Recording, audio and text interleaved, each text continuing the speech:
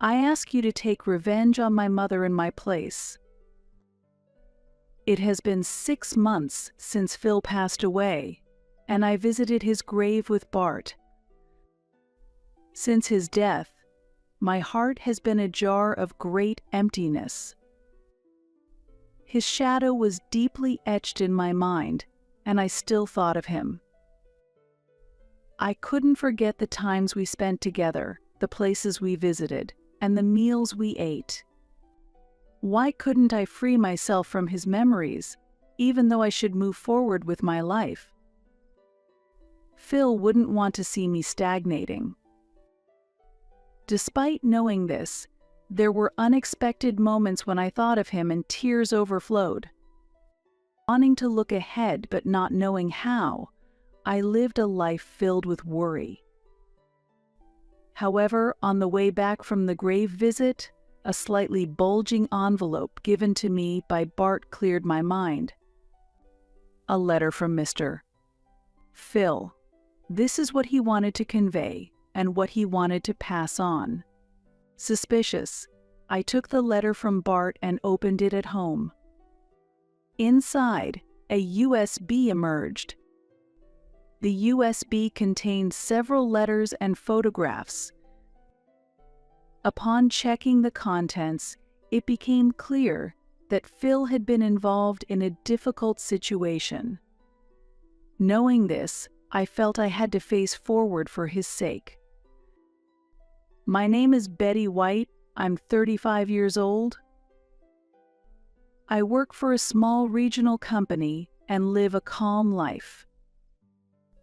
Returning home from a workplace where the staff is kind, upon turning on the lights, there is no one to greet me as I am single. But that's not a problem. I have no intention of marrying anymore.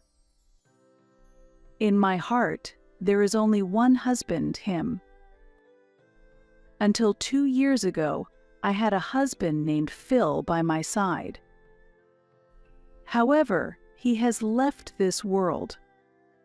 He ended his own life. I met Phil during college, when I joined the club he was a part of. At first, we weren't very close.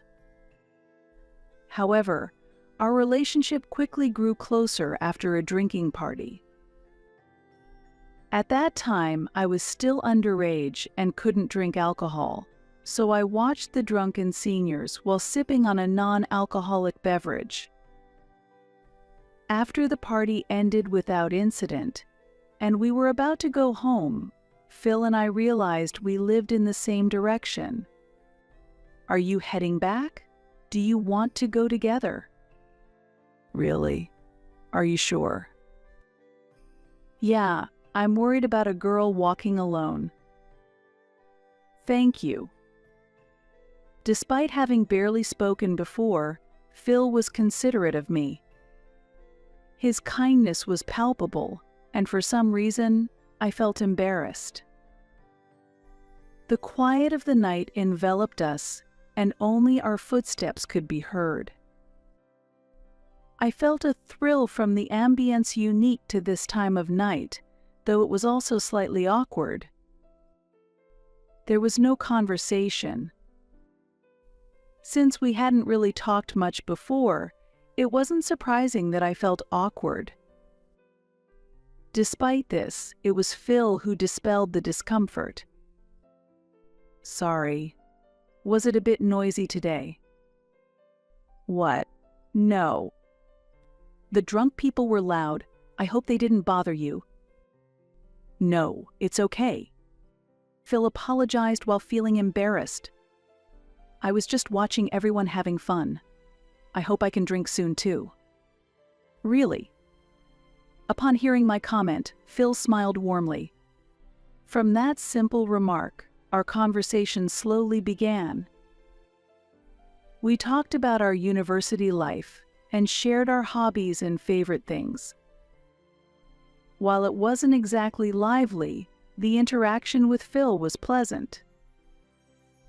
I hope to have such conversations with him again. That wish came true sooner than I expected. After walking home together that day, Phil started initiating conversations with me. We gradually began to walk home together more often, and that developed into a relationship where we enjoyed meals together, just the two of us. Half a year after that drinking party, we started going out. Though we were from different apartments, the time we spent together increased. Every day was filled with joy and happiness. Even after Phil started working, our bond did not change. After I started working, topics about the workplace and bosses increased, but our relationship continued just like in our university days. It was tough to blend into the workplace in the early stages of my career, and I often faced difficulties. However, I was able to overcome these challenges because of Phil's support. He was a wonderful person, and I was happy to be with him. I had always dreamed of marrying him, and it seemed he wished for the same future. 8 years after we started dating, Phil proposed to me. "I will definitely make you happy," he promised with a serious look. There was no reason to refuse. "I'm looking forward to that," I replied. And so, we got married and started a new life as partners. Our relationship did not change after marriage, and we were filled with happiness. While our new life was happy, adjusting to it also came with its struggles. Getting used to our new life together took some time, but during those times, my mother-in-law supported me. She had always been warm, and I heard that my late father-in-law was equally kind. Is there anything wrong, she would ask over the phone sometimes, and she would visit us as she lived nearby. She kindly taught me some cooking tips and everyday tricks, taking great care of me. We often enjoyed meals together. There was no specific day or time set, but it seemed she chose weekday nights when I came home from work. "I'll take care of everything, so just relax, Betty." "But I can't just leave everything to you. Don't worry about it. You must be tired from work." "Thank you." At first, I often felt guilty, but it seemed that my mother-in-law enjoyed spending time with us. Gradually, I became more natural around her without feeling the need to be overly considerate. Then, the tension I used to feel seemed to completely disappear. Phil is my only child. I really enjoy talking to someone of his generation. My mother-in-law treated me as if I were her own daughter. On holidays, we sometimes went shopping together or sat at home, enjoying our favorite teas and chatting. Since my own parents lived far away, I couldn't see them often, but I was very grateful for my mother-in-law's thoughtfulness. However, those peaceful days came to an abrupt end. The cause was my mother-in-law starting a cafe. I knew she had always wanted to open a cafe, so it wasn't a surprise. When Phil proposed quitting his job to help her, I was surprised, but I supported his decision. Until Phil's income stabilized, I decided to provide financial support. Perhaps due to a lack of competitors, my mother-in-law's cafe was more successful than anticipated. "It's busier than we thought. Mom seems happy." "That's wonderful. Do you have regular customers?" "A few." "That's good. I've had the cake a couple of times and it was delicious, so I can see why there are regulars." Phil blushed at my comment. The cafe continued to attract people non-stop, and it seemed they even received magazine interviews. The number of customers kept increasing. I'm happy to have so much support, and it's not too busy. But it's a bit hard since it's just the two of us. While Phil managed a wry smile, it was apparent he was pleased with the prosperity of the store. I was glad to see the business running smoothly, but as a year passed since its opening, I noticed Phil sighing more frequently. I wondered if I should ignore it, but the frequent sighs were concerning. I carefully chose my words to ask him about his situation. How have you been recently? Are you okay? What do you mean if I am okay? Well, you've been sighing a lot. I was wondering if something was bothering you. You don't have to talk about it if you don't want to. Ah, you noticed that. It seemed he hadn't realized he was sighing unconsciously. Thinking his heart must be heavy, I felt even more worried. Actually, the cafe isn't doing so well. The cafe.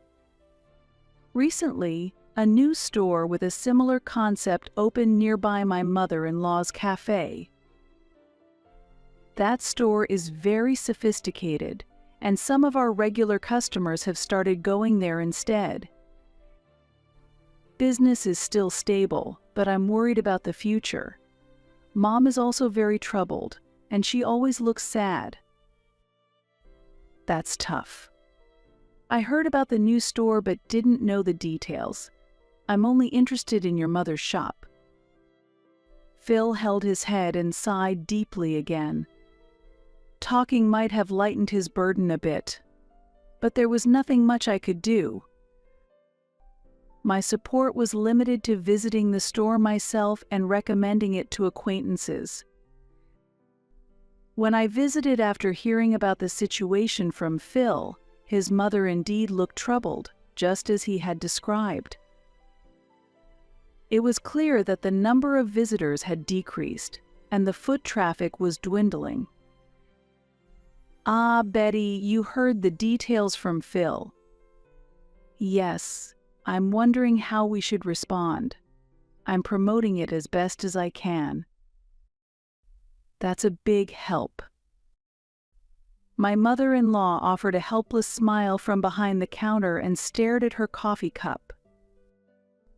If the customers continue to decrease, if we are forced to close the shop, dark thoughts dominated my mind. As I drank coffee, I searched for other actions I could take, but my anxiety did not clear up quickly. However, a month after talking to Phil, the newly opened competing store closed down. As a result, my mother-in-law's store regained its popularity. The new store closed down. I was surprised. Yes, I was really surprised. My mother-in-law showed a satisfied smile while nodding. However, her reaction left some doubts. It seemed as if she had anticipated the store's closure in advance.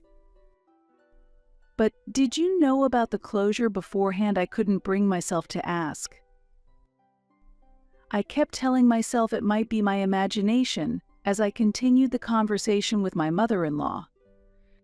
Phil, who was listening to the conversation, said, "It's good that customers are coming back." Yes, I'm happy as it is now, or even happier if more customers come. Phil nodded in response to my mother-in-law's words. There must have been some reason for the store's closure. While thinking this, I hoped for further prosperity for my mother-in-law's store. However, this event triggered a strange phenomenon in the area. Stores around my mother-in-law's cafe, except for hers, began to close down, one after another. At least 3 stores had closed down within a month. The stores that closed down were of the same type as my mother-in-law's cafe. Lately, stores around here have been closing a lot, haven't they? When I revisited my mother-in-law's store, I casually brought up the topic. Really, why is that? But it helps that customers from those stores come here. I felt that my mother-in-law was questioning the rapid rate at which stores were closing, but she didn't seem overly concerned. While she seemed surprised on the surface, her demeanor and way of speaking made me feel like she was hiding something. Weren't you close to the other stores? No, we did interact, but I never expected it to come to this. It's truly surprising. My mother-in-law appeared inwardly pleased that the stores were closing in succession. However, it was difficult for me to understand. In this situation, I would probably feel more fear than joy. 3 stores closing in a month is an extremely unusual situation. What is happening in this area? I could think of nothing, and no matter how much I pondered, I couldn't find an answer.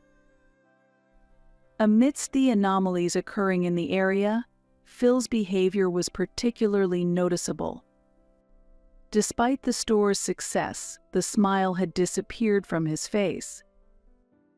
He sighed as before and seemed downcast. Given the situation with the store, it seemed unlikely for him to look so troubled. Perhaps he had other worries. I decided to probe his concerns in the same casual way as before. How have you been recently? You don't seem very cheerful. Ah, really? Yes. He seemed unaware of how stressed he appeared, so I continued to watch his expression closely. However, Phil didn't seem inclined to talk, and unnaturally touched his nose while averting his gaze. It's nothing serious. Are you sure there's no problem? Yes, there's no problem, so please don't worry. Really, don't ask anything more. Saying this, Phil sighed heavily one last time and left. It was clear that he was troubled. However, without him opening up, the truth remained elusive. He would talk when he was ready. If he continues to choose silence, I must respect that decision. However, that choice turned out to be a mistake. I should have probed more actively into the situation, a regret that became apparent when 6 months after the stores closed, Phil passed away. His death was not due to illness or an accident, but by his own decision. He had indeed been suffering for a long time. His departure was a sudden and incomprehensible situation. Without time for the situation to settle, his funeral was swiftly arranged. How should I live from now on? How will my heart, having lost a loved one, heal? It was even more difficult to contemplate a future without him. My mother-in-law must have felt the same. I can't believe it. What are we supposed to do? She murmured softly in front of Phil's ashes. She had never imagined losing her son. They were very close, and the loss was immeasurable. Phil, why? Mother. I gently stroked her back. Her back felt much more fragile than I had expected. Yet, at that moment, I also sensed a slight discomfort. What should I do? She seemed agitated. Are you okay? While stroking her back, I asked her gently. Yes, I'm fine. She answered my question while trying to suppress her agitation. "Let me know if there's anything I can do to help. I'm willing to do whatever I can." "Thank you, we'll talk about that later. For now, just leave it. Oh, since this house is in my name, could you move out once you've settled down?" I had never intended to live alone in a large house, so I answered, yes. Although it felt strange, given the necessity of accepting her son's death, it seemed there was no other choice. I decided not to dwell on unnecessary thoughts and to quietly support my mother-in-law. Time passed, and before I knew it, 6 months had gone by since Phil's death. Yet time alone moved on. I was still left behind in the days when Phil was alive. Even as I sorted through Phil's belongings and cleared the space we had shared, his presence did not leave my heart. Since his death, my heart has been a jar of great emptiness. We had spent so many years together. I knew it wasn't something that could be easily forgotten, yet his shadow was too deeply etched in my mind. I couldn't forget the times we spent together, the places we visited, and the meals we ate. Why couldn't I free myself from his memories, even though I should move forward with my life? Phil wouldn't want to see me stagnating. Despite knowing this, there were unexpected moments when I thought of him, and tears overflowed. However, a certain proposal strengthened my resolve to move forward again. One day, I received a call from an unexpected person. "Bart? It's unusual for you to call. What's up?" "Yes, just a little something." It was from Bart Cooper, a college classmate and a close friend of Phil's. We weren't very close, but the conversation flowed naturally. He had attended Phil's funeral, and I still clearly remember our conversation from that time. "Would you like to come and visit Phil's grave together? I have something to discuss." "A grave visit? No problem, but is your wife okay with it?" "Yes, it's fine." It seemed he had something he wanted to convey. I was concerned about Bart's wife's reaction, but it appeared to be no issue. 2 weeks later, I went with Bart to the cemetery where Phil was resting. "Are you okay? It's been tough since Phil passed away." "Yes, I've been able to go to work." "I see." After offering some flowers and greeting Phil at his grave, we moved away from the spot. It feels indescribable to be visiting Phil's grave at this age. Yes. Bart somewhat awkwardly initiated conversation. Lacking the energy to expand the conversation, I quietly responded. Without continuing the conversation, silence lingered between us. However, that silence was soon broken by Bart's words. "Hey, there's something I wanted to tell you today." In the heavy atmosphere, Bart handed me a bulging envelope. A letter. Yes, a letter from Phil. He wanted me to pass this on, something he wanted to say, and something he wanted you to have. I hadn't expected that Phil had entrusted a letter to Bart. I took the letter and looked at the envelope. After Phil passed away, this letter arrived for me. It seems he had sent it beforehand. In the letter, he wrote that he wanted me to give this to you after 6 months had passed since his death. Why he had left the letter this way, and why after 6 months, filled my mind with questions. "This envelope contains Phil's feelings," said Bart. "May I see it?" When I asked, Bart checked the surroundings and shook his head, speaking in a low voice. "Look at it at home. Make sure no one finds it, especially not Phil's mother." Why, I asked? "That's what Phil wrote in the letter. I don't know what's inside, so please take care," Bart replied. He looked at me with a serious expression on his face. "Understood," I quietly answered, slipping the envelope into my bag. After parting with Bart, I hurried back home and opened the envelope in my room. What had Phil left behind? If it was something that needed to be hidden from his mother, it might not be something good. As I opened the envelope with trembling hands, filled with tension and fear, out came a USB drive, several photographs, and many sheets of letters. "I'll read the letters first," I thought, picking up the thick stack of papers. "I ask you to take revenge on my mother."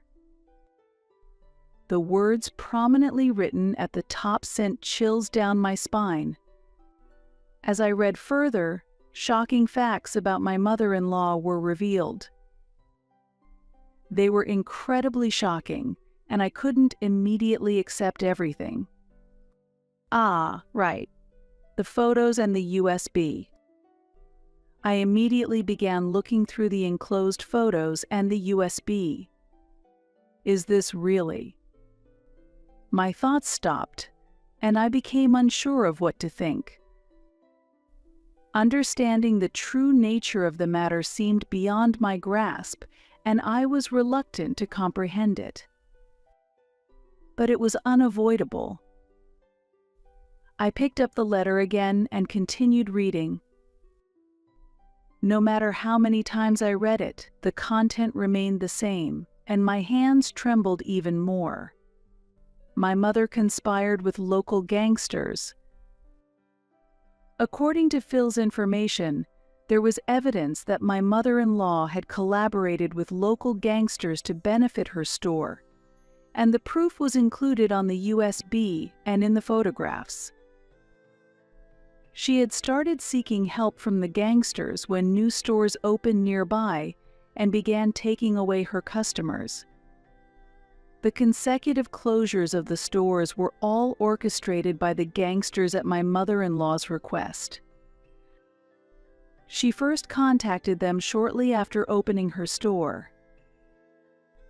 The gangsters initially came to demand money, but she managed to drive them away. However, when a new store opened, they reappeared. They demanded, "We'll ruin the store for you, but you have to pay us." After much anguish, my mother-in-law agreed to pay the money in exchange for the gangsters' help in shutting down the competing store. After that, the connection between the gangsters and my mother-in-law grew even stronger. All of this was detailed in the letter Phil had left behind. Phil had witnessed the negotiations between his mother and the gangsters. In fact, he had been involved himself. At the end of the letter, Phil wrote, "I can't take it anymore. I'm sorry." It was clear that Phil couldn't bear his situation any longer and took his own life. It was obvious why he found it hard to talk to anyone about it. Now I understood why he had previously told me not to worry. Phil. But knowing the truth, I thought I should have listened more to him. I felt overwhelmed by a sense of despair. Thinking of Phil, tears naturally started flowing. However, I couldn't just stop here. I needed to carry out the revenge against my mother-in-law as Phil had asked, to fulfill his last wish. I gripped Phil's letter tightly and resolved to take revenge on my mother-in-law. I've come again. Betty, welcome. Even after Phil's death, I continued to visit my mother-in-law's store. That habit didn't change even after reading the letter. My view of my mother-in-law had changed. The discomfort I felt when the surrounding stores were closing and during the funeral might indeed have been justified. After fully grasping the facts, I could see why Phil felt as he did. Would you like the cake set again today? Yes, please. I'll leave the choice of cake up to you. My mother-in-law smiled warmly and began preparing the cake set swiftly. The shop seemed much more serene than before. Since Phil's passing, my mother-in-law had reduced the operating hours but continued to maintain the shop. Ideally, I should have helped, but due to my job, I could only visit occasionally to see her running the shop alone. However, now that the circumstances had changed, so had the conversation. If it's all right with you, may I help at the shop? I see you working so hard all the time. Feeling compelled to witness the other side of my mother-in-law, I insisted on offering my help. That would be very kind of you, but aren't you tired too, Betty? No, I'm fine. Initially hesitant, my mother-in-law understood my earnest offer and agreed. If that's the case, could I ask for your help? If you can help, maybe we can extend the business hours a bit. Let's do that. I'll give it my all. I did not want to believe that what Phil had said was a lie. Yet, having depended on my mother-in-law so much, a part of me wanted to believe in her innocence. However, my wish was not to be fulfilled. While preparing to open, I suddenly overheard my mother-in-law speaking to someone. There's a new troublesome store that has opened. I'll pay, so do the same as you did with the previous stores. It was a conversation I should not have heard.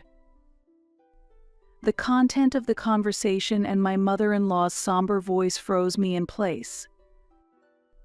But with this, I felt I could give up any lingering doubts. I resolved myself and began planning my revenge against my mother-in-law. 2 weeks later, just before opening the shop, I again heard my mother-in-law talking to someone. Yes, that's right. That person's similar. The dark, somber tone of her voice wrapped me in tension. Let's settle on that, and we'll meet again in a week. Understood. See you then. After confirming that my mother-in-law had ended the call, I approached her. Mother-in-law, who were you talking to? Oh, you startled me. Were you here? Yes, I've been here for a little while. Who were you talking to? Having asked, there was no turning back. I pressed on.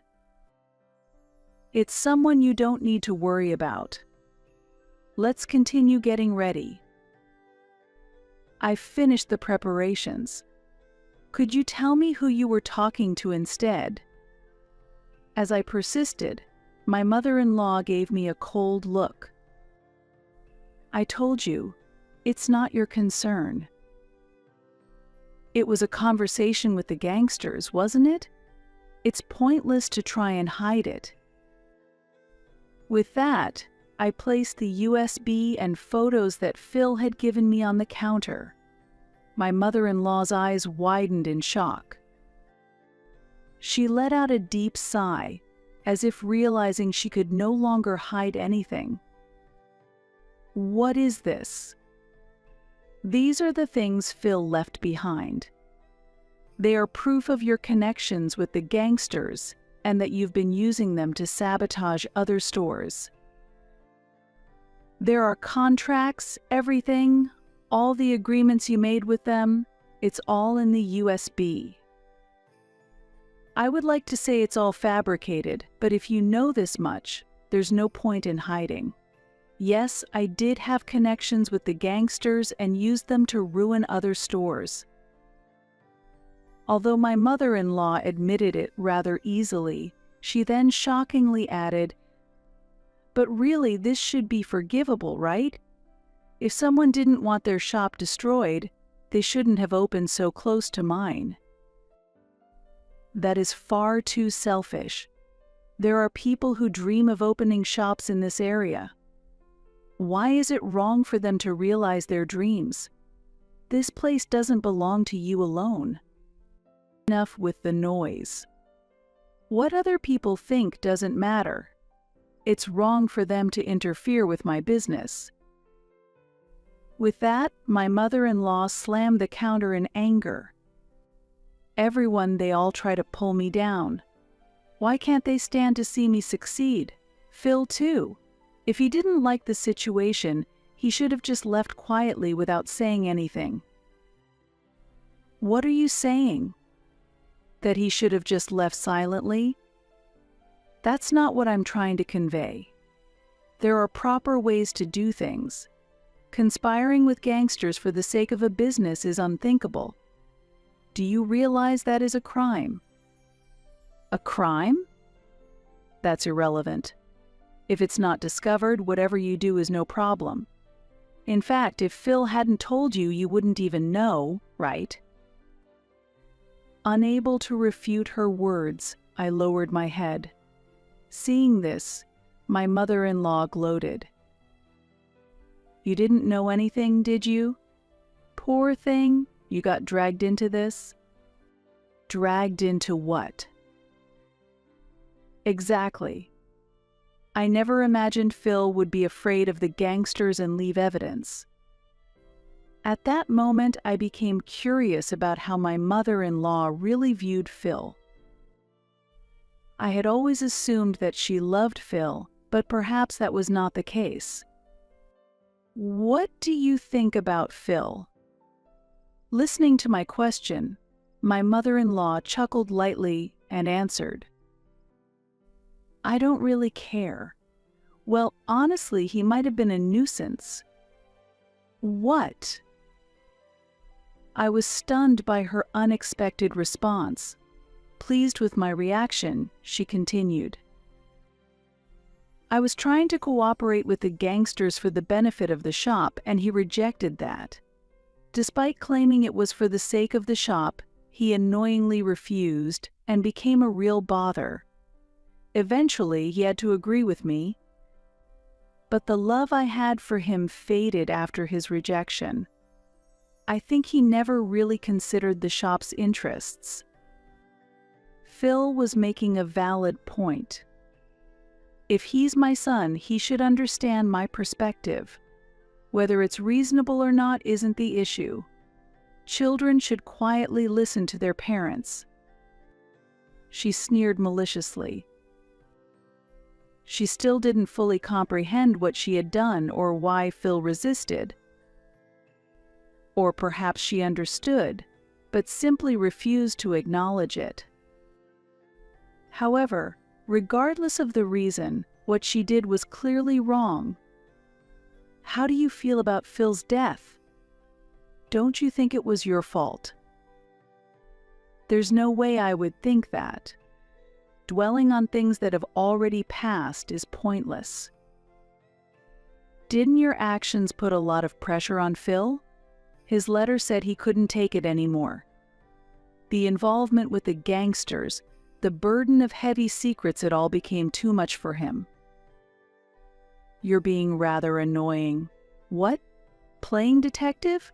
Don't you think that's ridiculous? My mother-in-law shouted angrily.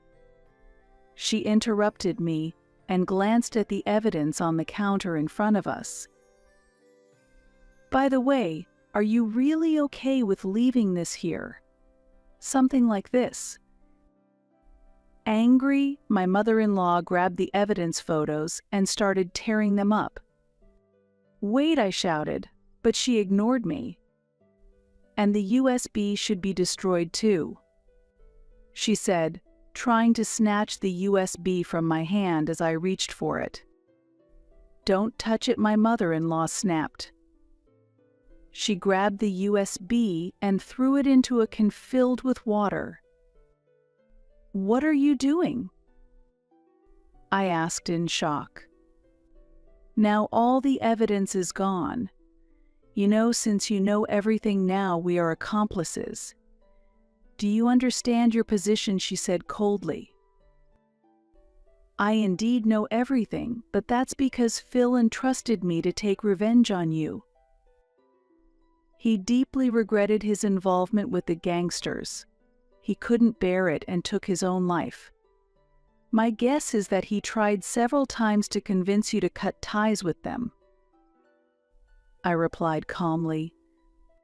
My mother-in-law gave me a cold look. "Why did you ignore Phil's words? Did you just get caught up in immediate profits and choose the wrong path?" "Be quiet.